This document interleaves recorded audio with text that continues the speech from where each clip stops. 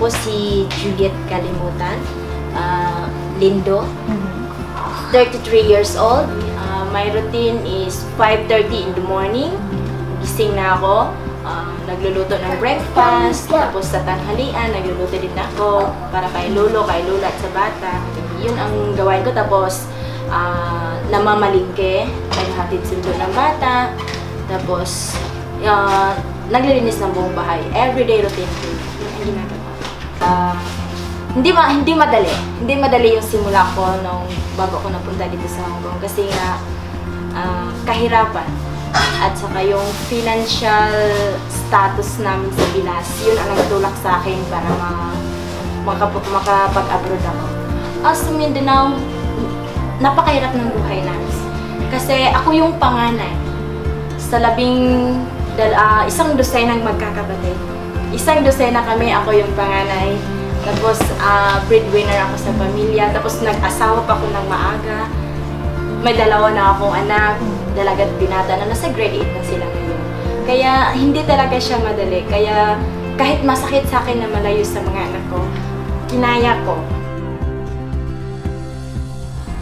What's her performance?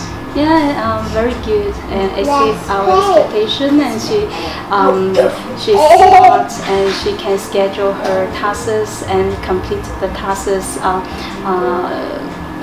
quickly and efficiently. And yeah, I think she maintained a very high level of initiative. How is her relationship with the kid? Yeah, I think they like each other very much, and Yuvena always listen to Juliet's instruction, and yet they are friends. We think we are lucky to have Juliet with us, and we treat her as a family member in our family. And also, yeah, we just think it's so wonderful to have Juliet. As a whole, she's very outstanding person. Yun sa budgeting, since I met Bim and Go, I feel lucky. Kasi nga, yun bang, kailangan ibayad mo to sa kuryente, nadediretso mo siya. Ito, kailangan to pambili ng grocery. Kumbaga, kung saan mo pwedeng gamitin yung pera, doon nagagamit ka agad. Doon napunta ka agad. Through the help of Bim and Go. Yun ang pinakamatinding, yung bang papatayin ka sa homesick.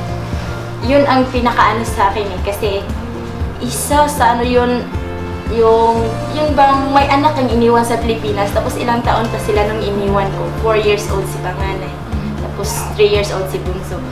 So hindi madali yung ang nagtatrabaho ka, tapos yung isip mo na sa Pilipinas. Dalawang anak ko is matatangkad pa sa akin. Nanay ko is salutatorian. Sabay silang nagtapos kasi yung gap nila is 1 year, 1 month lang.